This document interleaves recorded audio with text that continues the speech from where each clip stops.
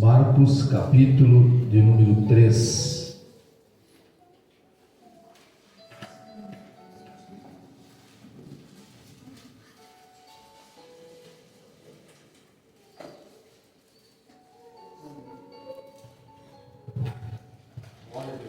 Marcos, capítulo de número 3. Irmãos, se encontrarem, digam amém. Amém. Versículo de número 13. Glória a Deus. Diz assim a palavra do Senhor, meus irmãos. Depois subiu ao monte e chamou os que ele mesmo quis e vieram para junto dele. Então designou 12 para estarem com ele e para os enviar a pregar e a exercer a autoridade de expelir demônios. Eis os 12 que designou, Simão, a quem acrescentou o nome de Pedro, Tiago, filho de Zebedeu, e João, seu irmão, aos quais deu o nome de Boanerges, que quer dizer filhos do trovão, André, Felipe, Bartolomeu, Mateus, Tomé, Tiago, filho de Alfeu, Tadeu, Simão o Zelote e Judas Iscariotes, que foi quem traiu. Amém, meus irmãos? Podem sentar em nome de Jesus. Aleluia. Sempre adorando e exaltando o nome do Senhor, o nosso Salvador Jesus Cristo. Glória a Deus por esta manhã, por este culto. Glória a Deus. Aleluia, glória a Deus pelos louvores, pela presença do Espírito Santo de Deus que está neste lugar, porque nós temos ouvido Deus falar conosco, meus irmãos, através dos louvores. Aleluia. Meus amados irmãos, a palavra que nós fizemos leitura trata-se do chamado dos 12. O chamado dos 12. Nós sabemos, irmãos, que quando Jesus começou o seu ministério, a gente sabe que multidões seguiam a Jesus. Muitas pessoas, muitos homens, eu falo isso na luz da Bíblia, entrando no livro de Atos dos Apóstolos, quando a gente sabe que outro homem foi colocado no lugar de Judas, e ali eles decidiram, os apóstolos, que tinha que ser alguém que já andasse nos passos de Jesus, como eles também andaram. Mostra para nós que não só os 12 seguiam a Jesus antes de ser chamados por Jesus para serem discípulos, mas outras pessoas seguiam a Jesus, escute isso, e também gostariam de ter ocupado a posição que Jesus chamou os 12 para ocupar. A Bíblia diz, irmão, que depois subiu ao monte e chamou os 12, os que ele mesmo quis, e vieram para junto dele. Imaginem vocês uma multidão de pessoas que estavam ali, irmão, perto de Jesus, não sabiam o que Jesus ia fazer, mas a Bíblia diz que Jesus sobe ao monte e chama 12 homens dentre todos aqueles que estavam ali. E a Bíblia diz que Jesus chamou os que ele mesmo quis. Para quê? Para lhe dar poder, autoridade, para irem, para pregar, para exercer a autoridade e expelir demônios. Muitas pessoas, muitos dos que estavam ali, irmãos, outros homens, gostariam de ter recebido da parte de Deus aquilo que Jesus estava dando para aqueles 12. Isso é um chamado ministerial que foi dado para os 12, um chamado para a obra de Deus, para fazerem a obra de Deus. A Bíblia diz que Jesus chamou, irmão, e os enviou para pregar a palavra. Jesus estava chamando 12 homens para capacitá-los, dando autoridade para eles, para expelirem demônios, para levarem o Evangelho, para que andassem com Jesus e aprendessem com o Senhor. Como vencer? Como vencer? Irmão, o chamado sempre é algo que desperta alegria. Por quê? Porque quando Jesus chama esses homens, irmão, e a Bíblia diz que chamou para ele. Imagine as pessoas, vocês aí, Jesus subindo no monte e chamando um por um, conforme está escrito aqui na palavra de Deus. E eis o nome dos 12 que designou. Aí Jesus fala assim: Simão, no meio de todos, Simão, vem. Aí o Simão sai no meio de todos: Simão, sou eu. E já vem feliz porque Jesus chamou. Aí Jesus começa a chamar, irmão, aqueles que estavam seguindo ele. Foi chamando, chamou Simão. A Bíblia diz aqui que acrescentou o nome de Pedro. Aí fica todo mundo esperando. Será que vai chamar mais alguém? Daqui a pouquinho ele fala: Tiago, vem. Tiago, vem. Daqui a pouquinho ele chama João. E vai chamando, e chama Felipe. E chama Tomé. E chama Mateus. E chama o Tiago. E vai chamando, irmão, os homens que ele quer. A Bíblia diz que ele chamou aqueles a quem ele quis, para enviar, para pregar. O chamado de Deus na nossa vida é importante que a gente já venha fixar na nossa cabeça, na nossa mente. Jesus chamou a quem ele quis. O chamado de Deus é algo tremendo na nossa vida. Às vezes, o que nós somos capazes de fazer, outros não são capazes de fazer, entrando naquela de deu a cada um conforme a sua capacidade. Mas outros gostariam de estar fazendo aquilo que Jesus está chamando os discípulos para fazer.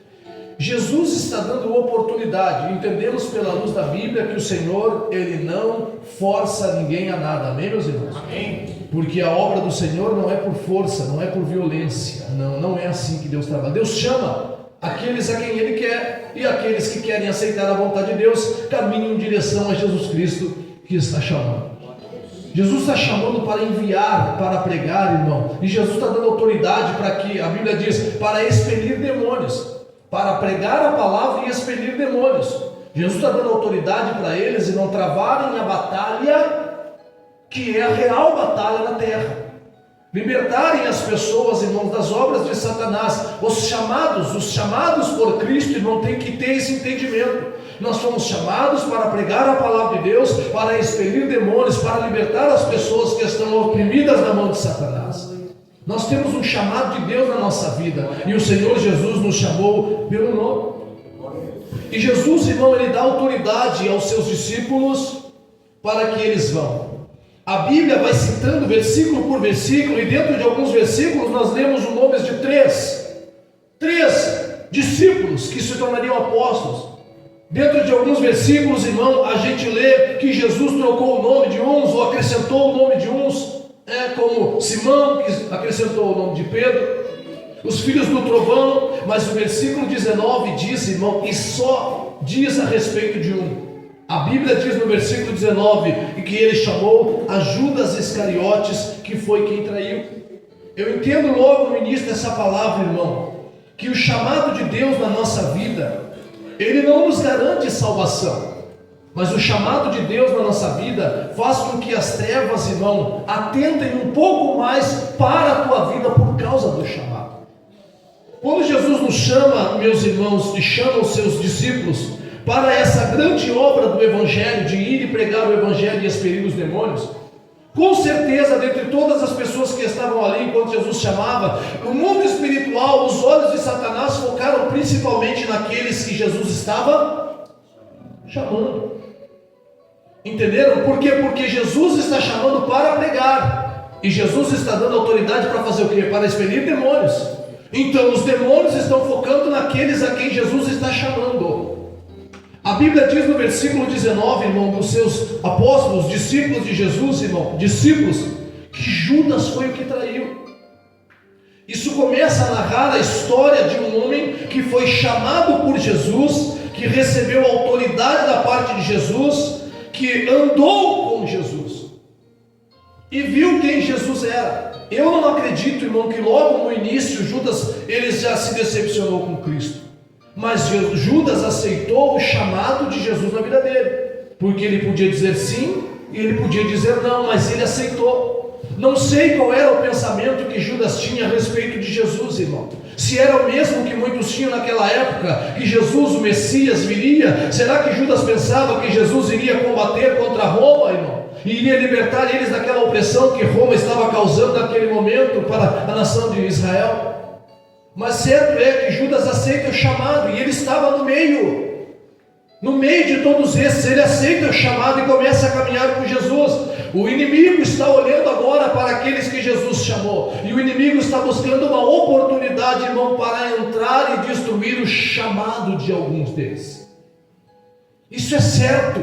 Vocês entendem que nós somos chamados por Jesus, mas que porque estamos na presença dele, somos chamados por ele, e a autoridade que ele nos dá, o inimigo está de olho na minha casa, o inimigo está de olho na minha vida, o inimigo está olhando para a tua casa, o inimigo está olhando para a tua vida, que ele está focado naquilo que você tem, para causar em você decepção e não permitir que você construa com o Senhor nosso Deus uma história de vitória, mas que fique marcado como Judas ficou marcado, como aquele que traiu, como aquele que abandonou, como aquele que desistiu, como aquele que foi embora. É essa história que Jesus nos chamou para construir com ele uma história de vitória. As trevas vão lutar para que essa história de vitória que Jesus quer que você conquiste vire uma história de derrota, de tristeza e de testemunho negativo para a próxima geração. Que é, irmão, o que Judas fez.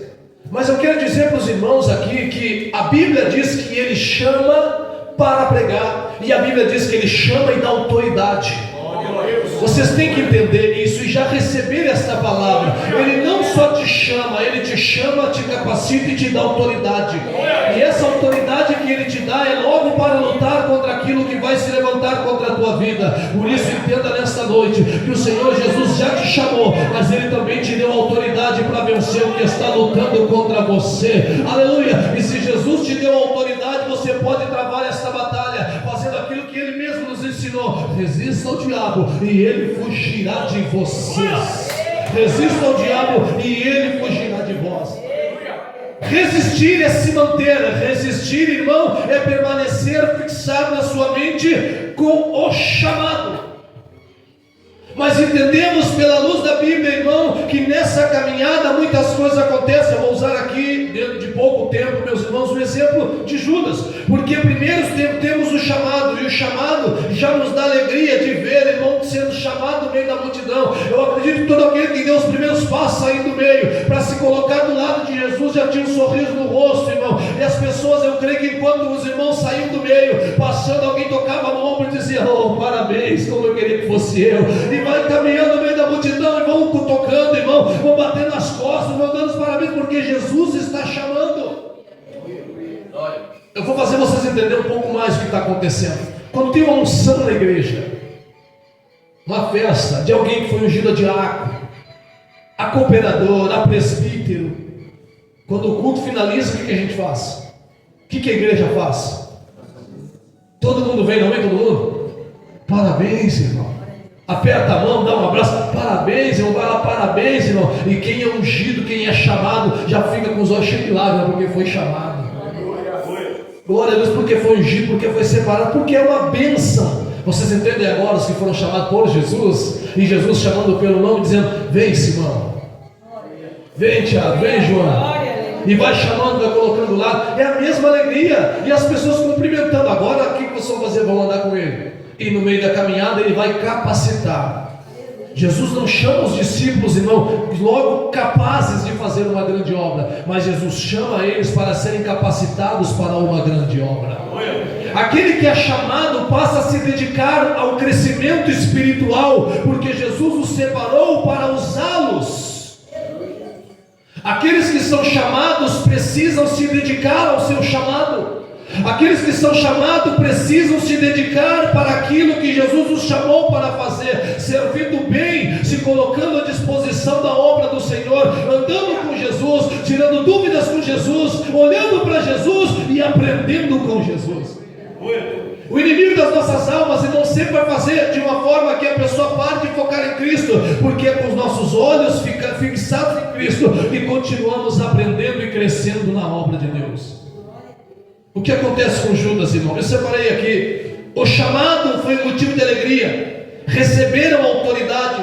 Receberam, irmão, a oportunidade de ir e pregar. Ninguém vai pregar se Jesus não capacitar. Jesus vai capacitar para que levem a palavra. Aleluia. Se Ele chamou, Ele vai capacitar. E esse dia foi um dia de alegria. Amém? Jesus, irmão, começa a organizar o ministério. Jesus pega a tesouraria do seu ministério e ele dá para Judas. A Bíblia diz que Judas era o que carregava a bolsa. Era o que carregava a bolsa, aquilo que entrava, as ofertas que vinham, o que sustentava a obra que Jesus fazia. Era Judas, irmão, que organizava a parte financeira. Ele é quem carregava a bolsa. E logo, irmão, nós temos a palavra de Deus, irmão, a decepção com Cristo. Sabe, quando eu escrevi isso aqui, a decepção com Cristo, eu fico pensando, como é que pode alguém se decepcionar com Jesus? O que Jesus faria para que alguém se decepcionasse com Ele? Se tem alguém aqui nesta manhã decepcionado com Jesus, eu pergunto, o que Jesus fez para você estar decepcionado com o Senhor ou com a sua obra?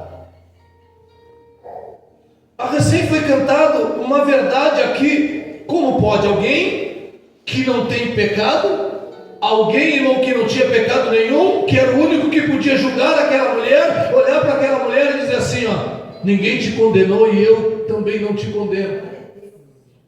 Não há decepção em Cristo, mas a respeito do ministério de Judas, irmão, a decepção de Judas com Jesus, irmão, acontece porque aquela mesma alegria que Judas manifestou junto com todos os outros no chamado, irmão, passou a esfriar no coração de Judas.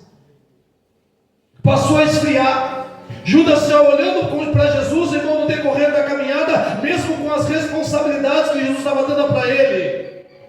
Porque quando aumentam as responsabilidades, irmão, é porque o Senhor está confiando a Judas algo que ele ainda não confiou aos seus discípulos. Quando aumenta as responsabilidades, não significa, não, está se escorando em mim, está mandando eu fazer tudo, não, é porque eu estou acreditando no teu ministério, por isso que está aumentando a responsabilidade acima de vocês. Era Judas que tinha essa responsabilidade, irmão. Só que Judas, dentro dessa responsabilidade, passou a se manifestar nele a sua fraqueza. Ele era mais organizado, mas ele era fraco a respeito disso quando o assunto era dinheiro. E o dinheiro é brincadeira, né? O dinheiro revela mesmo muitas vezes quem são as pessoas, irmão. Quando não tem nada é uma humildade total. Prospera um pouquinho e já começa a pisar nos outros. Irmão, quem é crente é sempre crente, tendo ou não tendo. Se não tem, é glória a Deus. E quando tem, irmão, para a glória de Deus, se puder, sempre ajuda quem não tem. Essa é a obra de Deus no livro de Atos dos Apóstolos, irmão. Não fecha as portas ou muda simplesmente porque tem, porque prosperou. Porque quem prospera na nossa vida é Jesus.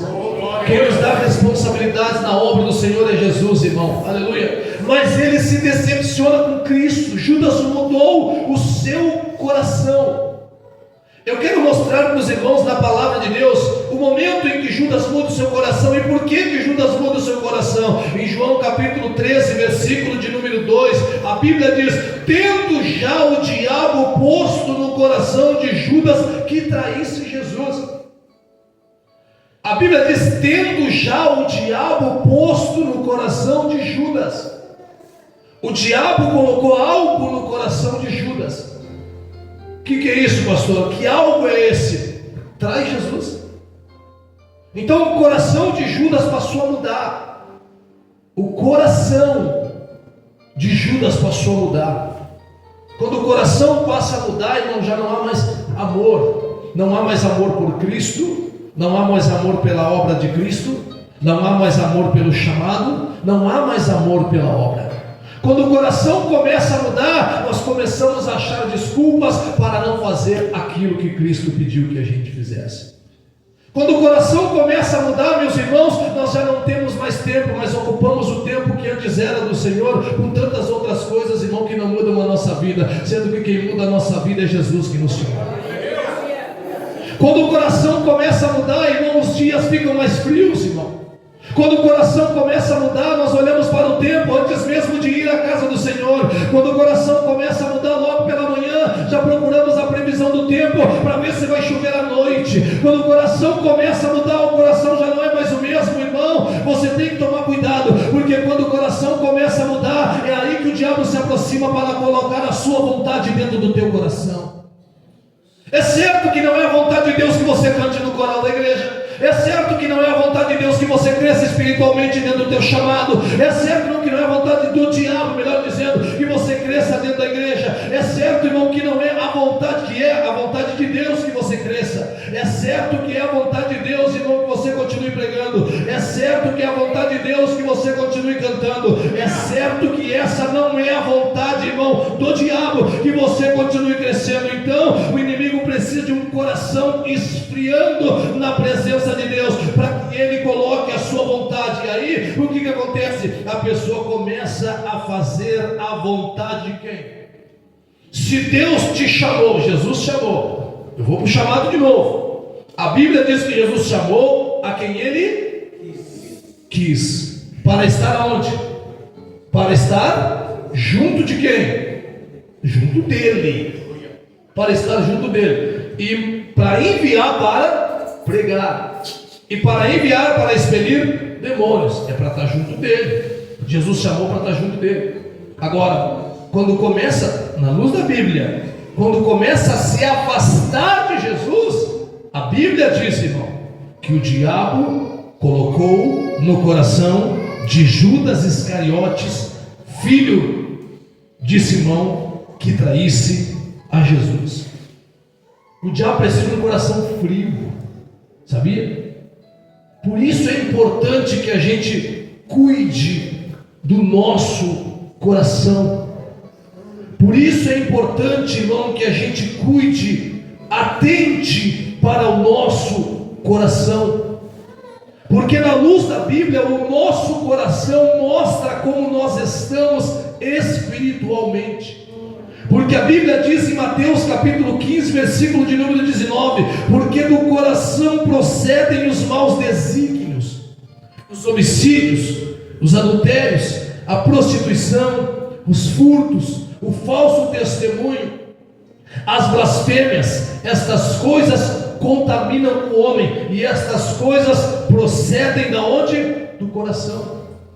Um coração que está fervoroso, irmão, na presença de Deus, não há espaço para estas coisas. Um coração que está fervoroso na presença de Deus, o diabo não pode. É importante que o crente atente para o seu coração, porque eu sei que o que eu estou pregando essa manhã é verdade. Quando o coração passa a esfriar, o inimigo começa a colocar nessa pessoa as suas intenções. Judas, irmão, se decepciona com Cristo, e o diabo passa a perceber isso, porque eu comecei pregando: aqueles que são chamados recebem uma atenção especial da parte de Deus, mas também recebem uma atenção especial do Satanás e os seus demônios. Por quê, pastor? Porque ele te chamou para uma grande obra. Porque ele te chamou, irmão, para você viver o chamado dele. E o diabo quer que você construa uma história de derrota, quando Deus te chamou para construir uma história de vitória. Irmão, quando nós falamos a respeito dos outros apóstolos de Jesus, irmão, não citamos que eles tiveram grandes coisas, mas falamos que eles foram grandes homens de Deus. Porque o chamado de Deus não se fala sobre grandes coisas, irmão, não se fala de material, mas se fala de homens, se fala de testemunho, se fala de pessoa de oração, se fala de pregador da palavra, de crente verdadeiro. É isso, irmão, que você tem que fazer. O chamado de Deus na tua vida é você exercer aquilo que Deus te chamou para fazer, crescer e dar testemunho, crescer, irmão, na palavra, na unção, no poder, na ousadia, ser conhecido por isso, pela presença de Deus e por permanecer na presença de Deus. Glória a Deus. Ou você pensa, irmão, que não vai ter pessoas que quando nós andarmos, irmão, por aí, ou andarmos ali por dentro do cemitério, não passaremos por fotinhos, irmão, e lembraremos: esse daqui quando estava na igreja era isso, isso, isso. É isso que o inimigo quer, destruir um testemunho de vitória que Deus já criou para você. O projeto de Deus começa muitas vezes, não na vida de todos, irmão, mas na vida de alguns, irmão. E tem gente que é chamado por Deus e sabe que Deus chamou desde o ventre da mãe. Isso significa que Deus, irmão, já tinha preparado um chamado na tua vida, as bênçãos para a tua vida, antes mesmo que você fosse gerado. Deus, irmão, já estava trabalhando. Na luz da Bíblia nós temos João Batista, irmão.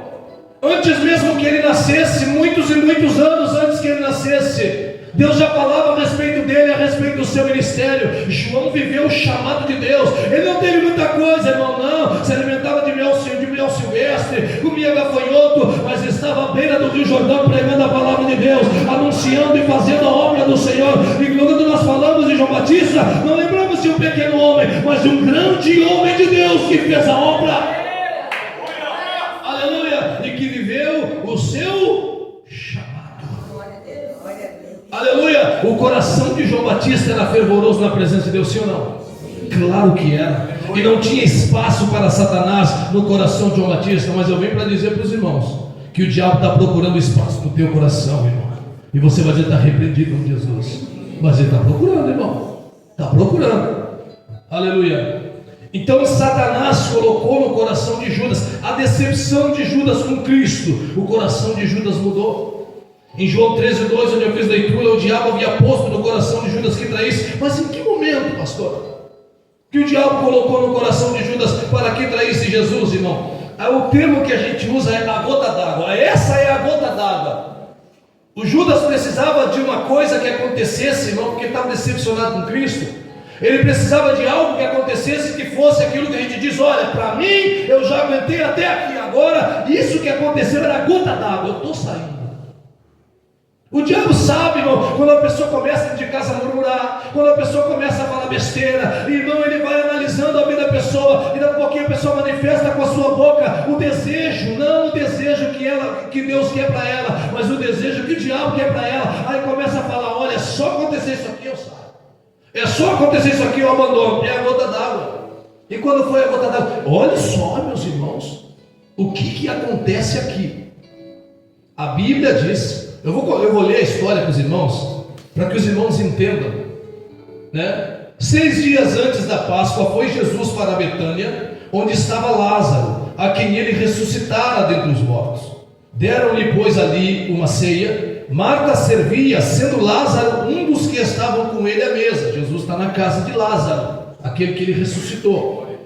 Então Maria, tomando uma libra de bálsamo de nardo puro, muito precioso, ungiu os pés de Jesus e os enxugou com os seus cabelos, e encheu-se toda a casa com perfume. É bênção ou não é bênção? Sim. Não, vamos lá. Para o crente que está ali com o coração fervoroso na presença de Deus, sentado no meio de tudo aquilo, está vendo uma pessoa agindo dessa maneira, é bênção ou não é bênção? Mas para quem já mudou o coração, é desperdício. Para quem já mudou o coração, é desperdício. Imagine só, alguém se levantando nessa igreja agora, irmão, dizendo assim: pastor, o senhor falou aí a respeito das ofertas, eu quero ofertar para a igreja R$500. Eu quero ofertar para a igreja R$500. Quem ainda tem coração fervoroso na hora de dizer assim: glória a Deus, Senhor, que o senhor me dê condição para que eu possa fazer isso. Quem já esfriou o coração vai pensar assim: ó, para que isso? Que desperdício. Entenderam? Porque o coração já mudou, não está mais na obra do Senhor. O que essa mulher está fazendo é uma bênção, irmão. Por que Maria está fazendo isso, pastor? Irmão, Lázaro estava morto. Eles precisaram de Jesus. Jesus frequentava a casa deles. Jesus foi lá, ressuscitou a Lázaro, entregou Lázaro vivo. Aquela família serve a Cristo, aquela família acredita em Jesus. Eles viveram um milagre e eles são fervorosos. Se Judas não é problema dele, eles são fervorosos porque sabem o que Jesus fez na casa deles. Aleluia. E Judas não pode mudar o coração de Maria, e Judas não pode mudar o coração de Marta, e Judas não pode mudar o coração de Lázaro. Vocês entendem que tudo isso está acontecendo na casa deles, irmão? Essa mulher se preocupa em comprar, irmão, bálsamo, um perfume precioso, caríssimo, e já está no coração dela: quando Jesus vier aqui, eu vou fazer algo que ninguém fez ainda para Jesus. Mas por quê? Porque eu sei o que Jesus fez na minha vida. Por que você faz? Porque Jesus já fez por você, não é verdade? Ninguém entende porque você pula, porque você glorifica, porque você dança, porque você chora, mas é você que sabe, irmão. Quando você estava na sepultura, como estava Lázaro, e ele gritou e disse: vem para fora, aleluia, glória a Deus. Você entende que ele te tirou da sepultura? Você entende, irmão, que ele te salvou, que ele entrou na tua casa, que ele deu importância para você? Você entende? É por isso que você faz. É por isso que você continuará fazendo. Amém, meus irmãos? Mas a Bíblia diz, irmão, que quando ela faz isso, olha o que ela faz, irmão, é tremendo. Qualquer crente fica assim. Olha só, ela vai lá, então Maria, tomando uma libra de bálsamo de nardo puro, muito precioso, ungiu os pés de Jesus e os enxugou com seus cabelos. Ela passou e não se ajoelhou, né, irmão? Se ajoelhou, Jesus não esperava, irmão. Lá vai ela, se ajoelha, pega aquele perfume precioso, irmão, e começa a derramar sobre os pés de Jesus, e começa a enxugar com seus cabelos, irmão. Aleluia, glória a Deus, é tremendo. A Bíblia diz que o que ela fez perfumou toda a casa. Alguém está olhando e está dizendo assim: que bênção, que cheiro bom, que maravilha, ó, mudou. Alguém está feliz com isso, irmão? Sim, mas tem um irmão que está contrário. Por quê? Porque quando o coração esfria, por mais que ande com Jesus e tenha chamado, passa a contrariar tudo aquilo que é feito para a glória de Deus. Judas, irmão, não compra perfume, mas contraria quem compra perfume para Jesus. Judas jamais daria uma oferta dessa para Jesus, irmão, mas ele contraria quem está dando uma oferta para Jesus, porque o coração dele esfriou. É por isso que ele abre a boca, irmão, para falar besteira. E ainda por cima, irmão, Judas está tentando, olha só, falar com as suas palavras e se apresentar diante de todos, irmão, como um homem bom que se preocupa com as pessoas.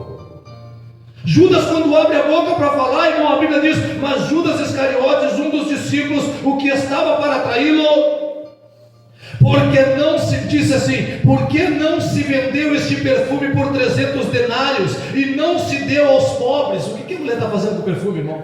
Quem é que está no culto aí? Aleluia! O que ela está fazendo com o perfume? De Jesus. Mas Judas, irmão, que já está com o coração frio, está dizendo assim: ó, que desperdício. Por que não pegou esse perfume, que ele sabe o valor do perfume? Irmão, olha só, é tesoureiro, irmão. Ele sabe o valor do perfume, ele sabe quanto daria de dinheiro aquilo dali. E eles, por que não venderam esse perfume por 300 denários? Isto disse ele, não porque tivesse cuidado com os pobres, porque ele estava falando assim: tivesse vendido por 300 denários, ter pegado esses 300 denários e ter dado para os pobres, para o necessitado. Aí se uma pessoa não é espiritual, fica ali, olha só o perigo. Se não é espiritual, irmão, fica ali ouvindo assim: Judas, tu está certo. Pior, tu está certo, Judas. Para que esse desperdício? Não tem desperdício, que é para Jesus, irmão. O que é para Jesus não é desperdício. Nunca será desperdício. Vocês estão entendendo? Não será desperdício. Mas me diz vocês, irmão, se nós não tivéssemos a revelação da palavra, se muitos de nós não acompanharíamos o pensamento de Judas. Só que Judas já está frio. Judas já está frio espiritualmente. O coração dele não bate mais por Cristo, irmão. Pastor, então por que ele está falando isso? Calma, irmão, é a Bíblia que vai dizer. A Bíblia diz: isso disse ele não porque tivesse cuidado dos pobres, mas porque era ladrão. Aí eu estou dizendo, irmão, que se nós não tivéssemos discernimento espiritual, acompanharíamos o pensamento de Judas a respeito de quem está fazendo algo para Jesus, e ficaríamos contra quem está fazendo algo para Jesus que ninguém ainda fez. E a Bíblia diz que ele disse isso porque era ladrão. Irmão, Judas não faria o que Maria está fazendo, mas abre a boca para perturbar, né, irmão? Abre a boca para atrapalhar, né, irmão? E quem tem chamado é ele. Quem foi chamado foi ele, não Maria. Você entende? Quem tem chamado é ele, quem foi chamado é ele. E ele não faz o que Maria, que não foi chamado, que não tem o chamado que ele tem, irmão. Maria está fazendo mais do que Judas faria com Jesus. Vocês entendem isso? Entenderam isso? Maria está fazendo mais do que Judas faria por Jesus. E quem tem chamado? É Judas. Você entende isso? Você tem chamado, irmão. Vocês têm chamado. Não deixem o coração de vocês esfriar na presença de Deus. Mantenham o coração fervoroso na presença de Deus. Amém? De que forma, pastor? Orando e se dedicando ao Senhor Jesus. Só quem tem o coração fervoroso por Jesus, irmão, não olha para o preço do bálsamo, mas olha, irmão, para Jesus. Só quem tem o coração fervoroso, irmão, não se preocupa nem com o que os outros vão dizer. É desperdício. Não, tudo que é feito para Jesus não é desperdício. Tudo que é feito para Jesus não é desperdício. Agora, desperdício, irmão, é não colocar em Jesus, irmão, este perfume. Desperdício, irmão, é não fazer aquilo que o seu coração está mandando, quando o assunto é a respeito da obra de Deus. Se Deus colocou no teu coração, faça, porque Deus vai te abençoar. Amém? A Bíblia diz, irmão, que ele disse isso porque ele era, e ele está andando com quem? Andando com Jesus, mas ele já era ladrão. E o que ele carrega? A bolsa. Então ele está roubando de quem, irmão? Roubando a obra, roubando de Jesus. Irmão, é um ladrão, se tornou um ladrão não quando foi chamado, irmão. Ele se tornou durante a caminhada, porque ele se decepcionou com Cristo. A decepção. Agora, a Bíblia diz que Jesus, entretanto, disse: deixa que ela guarde isto para o dia em que me embalsamarem, porque os pobres sempre os tendes convosco, mas a mim nem sempre me tendes. Esse pensamento dos pobres, irmão, é claro que a pessoa deve cuidar dos pobres, o crente, irmão, podendo fazer o bem, eles façam a todos, irmão. Mas o que ela está fazendo era necessário. E Jesus, irmão, ele ainda fala, e por onde for pregado este evangelho, é para falar o que ela fez. Será que foi grande o que ela fez? Glória a Deus. É para contar o que esta mulher fez. Então, esta palavra de Jesus é dura para Judas, porque Judas esperava ter o apoio de Jesus, irmão, nesse momento, mas ele não teve. Então, essa repreensão de Jesus, irmão, para quem já está com o coração frio, é a gota d'água. Entenderam? Essa repreensão, essa falta de apoio para quem é o tesoureiro, para quem entende a parte financeira e para quem está vendo um desperdício, é a gota d'água. E a Bíblia diz, irmão, que ele decidiu totalmente a partir dali abandonar a Cristo. Então, o diabo colocou no seu coração que traísse Jesus. Qual foi a gota d'água? Essa palavra, a repreensão. Esse momento em que ele não entendeu o que Jesus disse: deixe que ela faça isso, ela está me embalsamando, me ungindo para a minha morte. E onde for pregado esse evangelho é para falar a respeito do que ela fez. Os pobres têm sempre convosco, mas eu não. E Judas, irmão, ficou furioso com isso aí, porque ele não teve o apoio de Jesus, e o coração dele já estava frio. E o diabo se aproveitou desse momento, irmão, para colocar no coração dele: traz Jesus. Irmão, nesse momento, Judas podia ter ido embora, simplesmente se decepcionou, vai embora, abandona, vai embora. O que eu fico pensando, eu estava meditando na palavra, irmão, é que ele não vai embora. Mesmo, irmão, decidido a trair Jesus, ele fica ali. Ele fica, e se tiver que sentar à mesa, ele senta, porque agora ele está buscando uma oportunidade para trair Jesus, para concretizar aquilo que o diabo colocou aonde? No coração dele, buscando uma oportunidade. E a Bíblia diz, irmão, que Judas procura os inimigos de Jesus e ainda senta à mesa com Jesus. Mateus 26, versículo de número 14 ao 16, assim: então um dos 12, chamado Judas Iscariotes, indo ter com os principais sacerdotes, propôs: olha só, que me quereis dar e eu vou entregarei? E pagaram-lhe 30 moedas de prata, e desse momento em diante buscava ele uma ocasião para o entregar. Aquele momento foi a gota d'água, aonde Judas, irmão, decide realmente abandonar Jesus, trair Jesus, e acabou o meu chamado, acabou o meu ministério, o que eu quero mesmo é crescer financeiramente. Então eu sei que Jesus tem inimigo, ele procura os inimigos de Jesus. A Bíblia diz que ele procurou os principais sacerdotes, irmão. Os sacerdotes estão lá, imagine só, numa reunião, e dizendo assim: olha, nós temos que prender Jesus, mas como é que nós vamos fazer?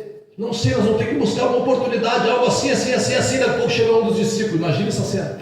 Chega um dos discípulos aí: chama o sacerdote, posso falar assim? O que vocês querem?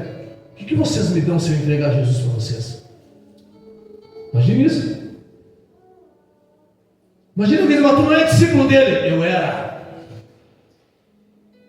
Mas tu não estava lá no monte quando ele te chamou. Eu estava. Tu não é aquele que sorriu, que estava com alegria, o teu coração batia mais forte. Eu era. Isso tudo acabou. O pensamento dele não é mais o mesmo meu pensamento. Eu quero dinheiro e ele quer almas. Eu quero crescer financeiramente, e Ele nos ensina que eu devo ter tesouro no céu, e eu quero ter tesouro na terra. Ele nos ensina que se o meu tesouro estiver na terra, meu coração está na terra. Ele me ensina que se o meu tesouro estiver no céu, meu coração está no céu. E eu entendo que meu coração está na terra, e eu quero tesouro na terra, e eu não quero mais Jesus. O que vocês me dão? Aí é simples, irmão. O diabo sabe disso, diz: é tesouro na terra que tu quer? Então eu vou te dar o tesouro na terra para tu abandonar Jesus. 30 moedas de prata, tá bom? 30 moedas de prata, tá bom. E Judas sai dali. No momento, irmão, alegre com o negócio que ele fez. Olha a gravidade, o negócio que ele fez. Vender Jesus, trocar Jesus por 30 moedas de prata. Esse era o valor de Jesus para Judas. E sabe qual era o valor de Judas para Jesus, irmão? Sabe, né? Quem é que sabe? O sangue. Vocês entendem? A gente troca Jesus, irmão, pelo quê? O que poderia o diabo nos oferecer para nós abandonar Jesus, irmão? Sendo que Jesus nos valoriza com o seu sangue. O sangue de Jesus é mais precioso, mais valoroso do que qualquer coisa. Jesus te valorizou com o sangue. E nós valorizamos a Cristo com o quê? 30 moedas de prata tá bom, 30 moedas de prata tá bom. Estou indo embora, feliz da vida, né? Não, irmão. Não tem preço. A resposta do crente verdadeiro é: não tem preço. O chamado de Deus na minha vida não tem preço. Né? Servir a Cristo não tem preço. Estar na presença de Deus não tem preço. Não há nada que o inimigo possa me ofertar para me tirar da presença de Deus. Não há nada que o inimigo possa te ofertar. Por favor, entenda. Não há nada que o inimigo possa ter. Ah, sim, pastor, porque eu preciso disso. Não, isso é mentira. Você precisa de Jesus, irmão. Não caia nessa mentira de que você precisa ir, de que você precisa fazer, de que você tem que dar o tempo. Não dê tempo para Jesus, irmão. Não tem tempo para dar tempo para Jesus. É tempo de andar com Cristo, é tempo de se despertar, é tempo de ficar firme. Aleluia. Mas Judas, irmão, ele quer, porque o coração dele já não bate mais por Cristo. O diabo já colocou no seu coração para que ele venha atrair Jesus. Então ele procura e começa, irmão, a falar e a conversar com pessoas que não amam a Jesus. Os irmãos têm que entender isso aqui, por favor, entendam, irmão. Eu já vou terminar, nem vou terminar essa mensagem até o final. Mas vocês entendem, na luz da Bíblia, que quando Judas, irmão, se decepciona com Jesus, ele começa a buscar e conversar com pessoas que não gostam de Jesus. Entendem? Além do diabo colocar no coração de Judas, como está na Bíblia, que o diabo colocou, tendo já o diabo posto no coração de Judas, para que traísse Jesus, irmão. Isso tudo é obra do diabo. Agora Judas está procurando pessoas para conversar, pessoas que são inimigas de Jesus. Significa, irmão, que o coração de Judas jamais voltará a ferver por Cristo. Por quê? Porque o que está sendo semeado no coração dele, irmão, é semente de homens malignos, de pessoas que não querem a Jesus, mas que querem ver Jesus morto, que querem matar Jesus, irmão. E aí Judas continua cada vez mais frio. Entenderam? O diabo, além de colocar no coração de Judas para que ele traia Jesus, irmão, ele ainda leva Judas, irmão, a procurar os homens que querem a morte de Cristo. E aí esses homens, irmão, jamais vão levantar Judas. Jamais vão dizer para ele: capaz, rapaz, o que tu está fazendo? O chamado de Jesus na tua vida é tão lindo, é tão grande. O que Jesus tem para fazer na tua vida? Não vão falar, porque são inimigos de Jesus. E é isso que acontece, irmão. As pessoas esfriam e passam a procurar pessoas que não os levantam espiritualmente. A conversa não é uma conversa com alguém que vai fazer a pessoa enxergar aquilo que Deus tem. Não é uma conversa com alguém que vai fazer a pessoa enxergar os propósitos de Deus e que muitas vezes faz parte passar por isso ou por aquilo para viver aquilo que Deus tem para cada um de nós. Mas começa a conversar com os inimigos da cruz, com os inimigos de Jesus, com os inimigos do Evangelho. E aí, meus irmãos, é claro, eles pelo contrário, ao invés, irmão, de dizer vai-te embora, não queremos te ouvir, vão dizer assim: eu não te dou um incentivo para que tu continue nesse teu pensamento. O que tu acha de ir com nós essa noite pro bairro? Ah, sabe uma coisa? Já está tudo errado mesmo, vamos curtir porque eu sou novo. Já está tudo bagunçado mesmo, vamos fazer. Irmão, o diabo está carregando Judas para onde ele quer. Judas pensa que o que ele está fazendo está correto. Ele pensa, porque o diabo já entrou no coração de quem? Judas. Não é mais o Espírito Santo, não é mais a unção de Deus, não é mais a palavra de Jesus que fala ali, mas é o diabo que está no coração. E aí tem gente que diz assim: olha, eu fiz porque estava no meu coração. Mas quem é que está no coração dele?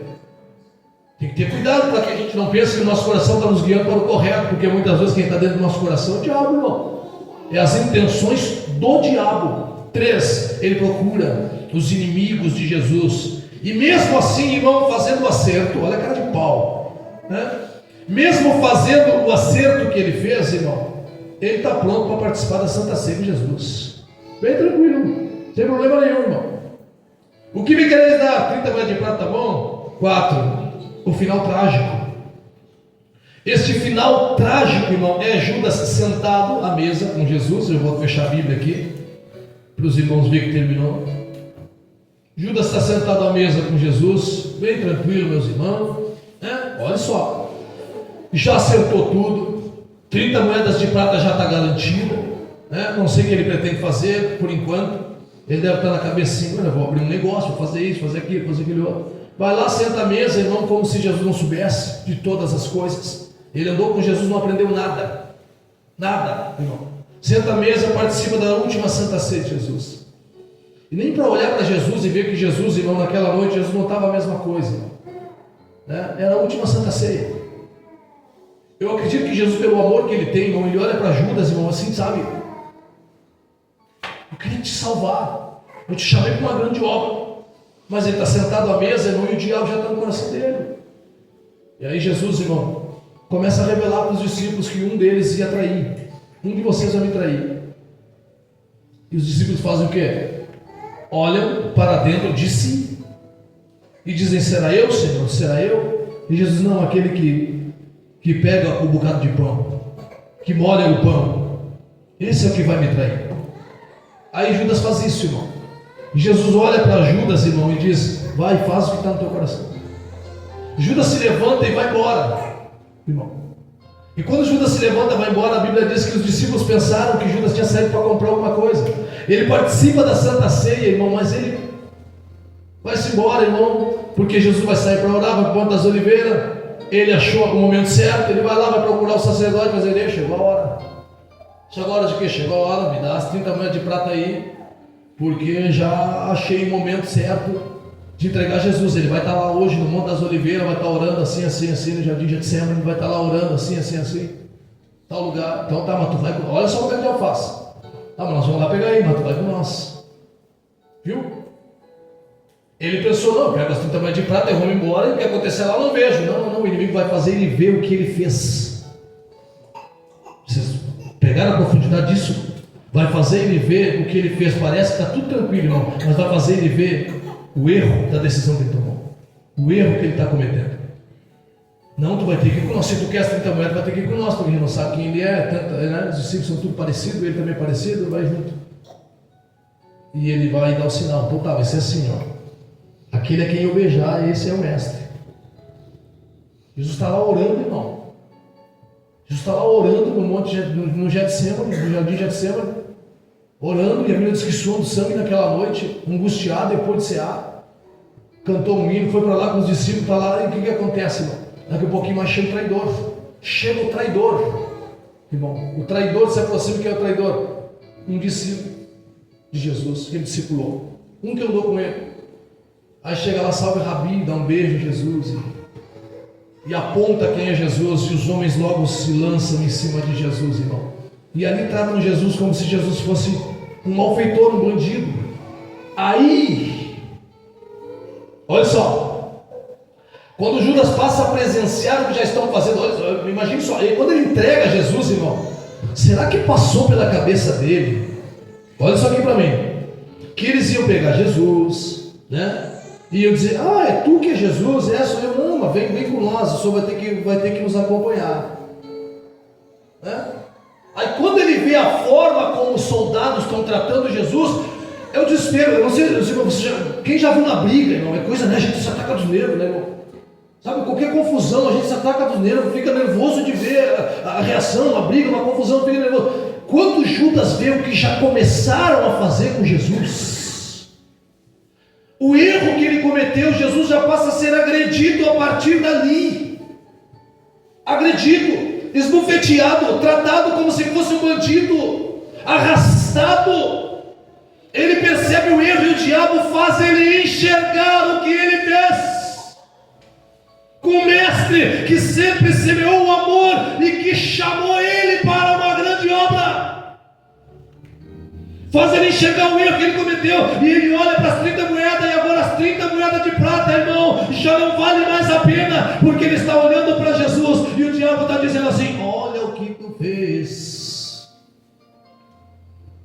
vendesse a verdade, te corrompesse pelo dinheiro, te corrompesse pelo financeiro, e o diabo começa, irmão, a atormentar a Judas. Vocês entendem na luz da Bíblia que o diabo entrou no coração, mas não atormentou, enquanto Judas não concluiu aquilo que o diabo queria? Antes ele levou Judas para os inimigos de Jesus. O diabo vai conduzindo, e quando acontece e a pessoa faz aquilo que ele quer, ele passa a atormentar a vida da pessoa, e ele passa a atormentar a Judas. E Judas está tão atormentado da culpa, entenderam? Ele está sendo atormentado pela sua culpa. O diabo começa a atormentar. Irmão, enquanto Judas estava com Jesus, o diabo não tocava nele.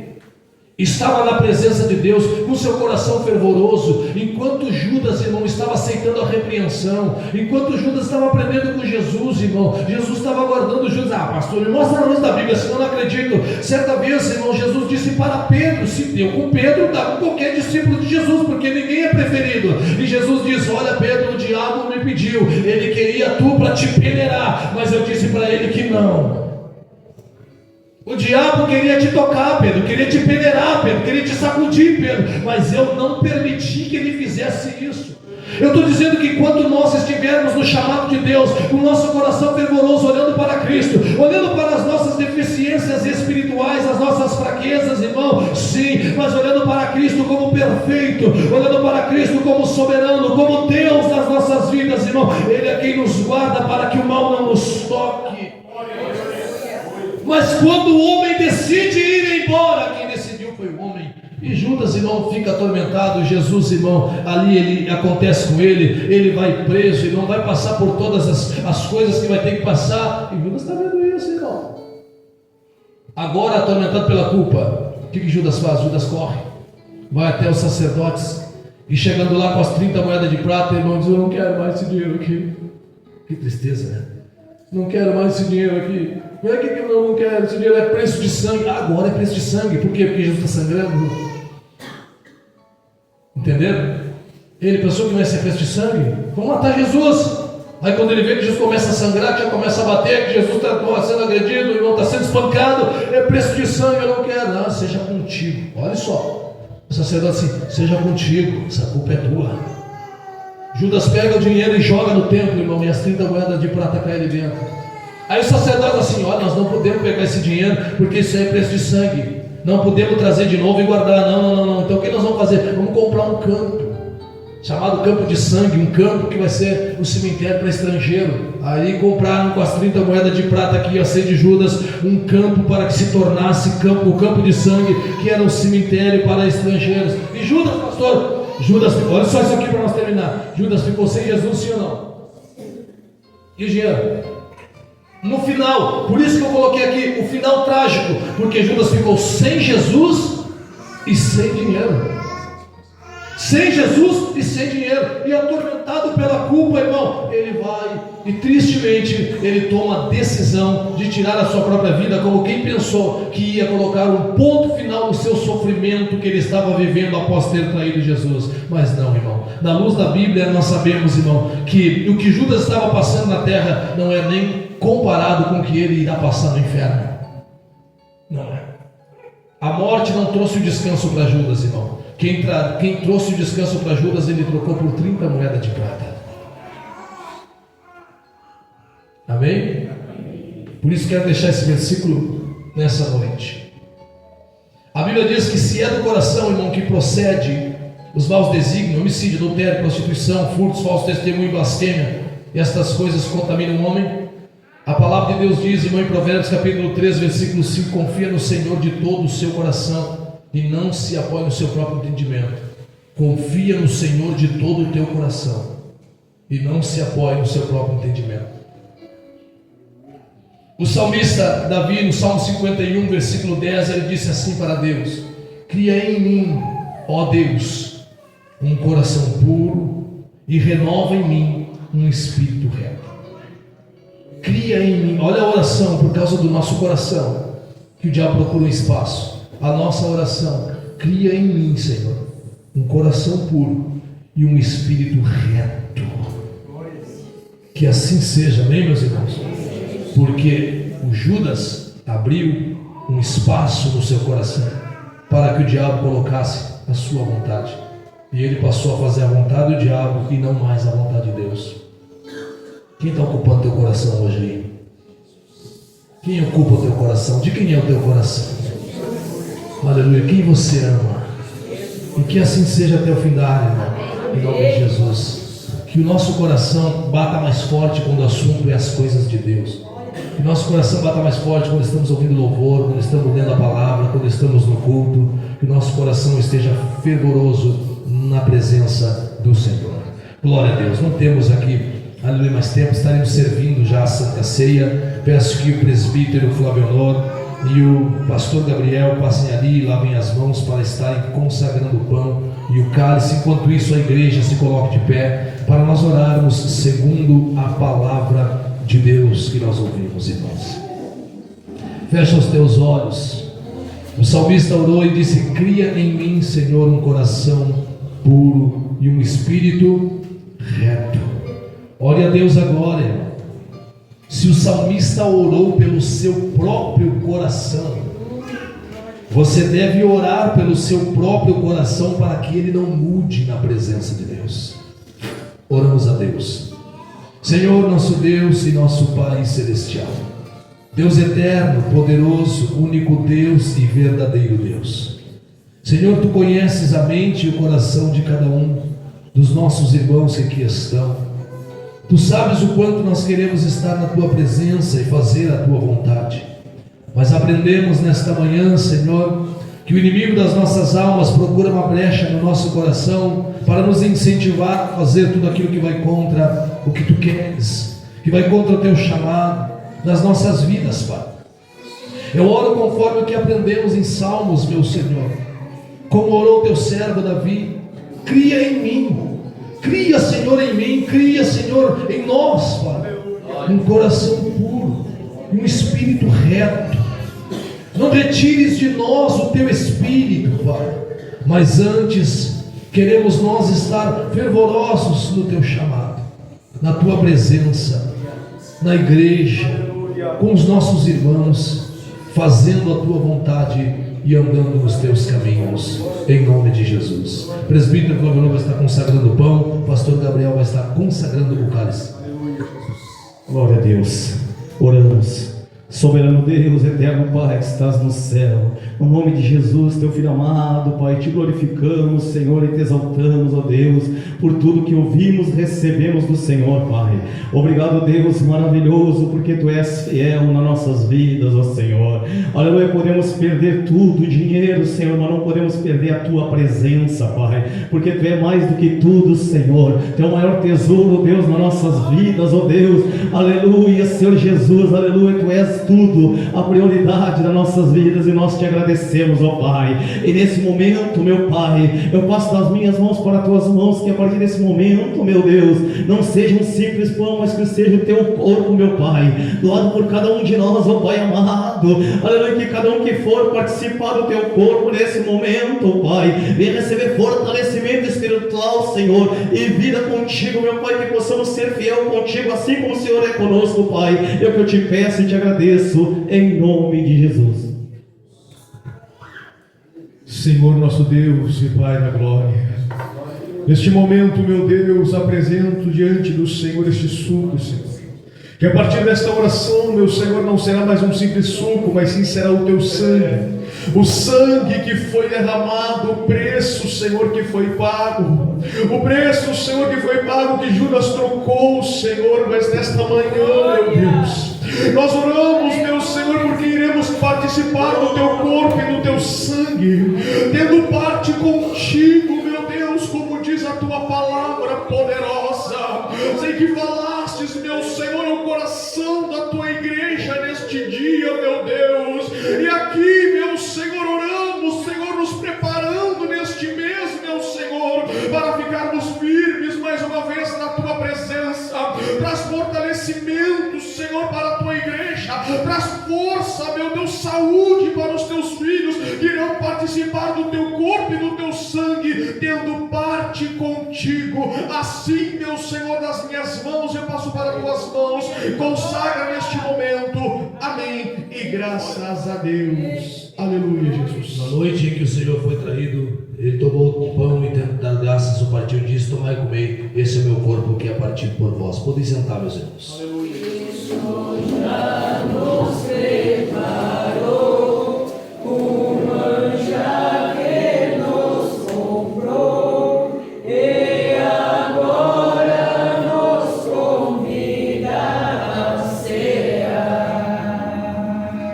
com celestial maná que de graça Deus te dá. Vem faminto tua alma saciar.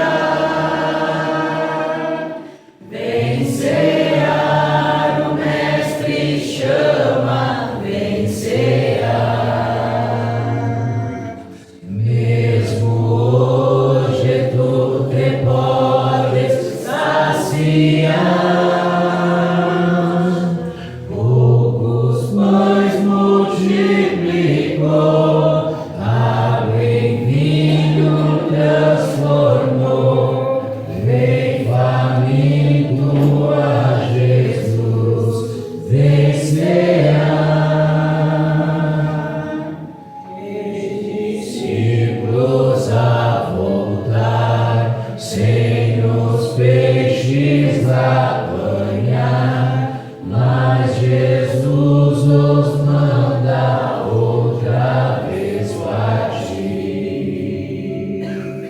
Ao tornar a praia, então, vem no fogo peixe e pão, e Jesus que nos convida, se abrir.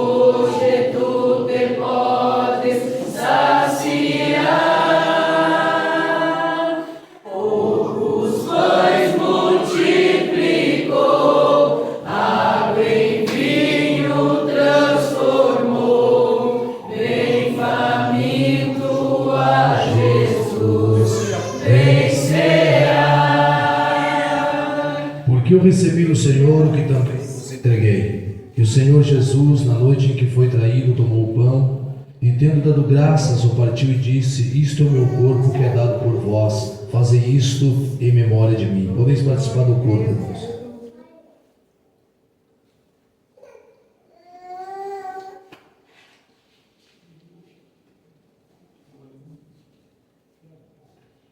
Por semelhante modo, depois de haver ceado, tomou também o cálice, dizendo: este cálice é a nova aliança, meu sangue.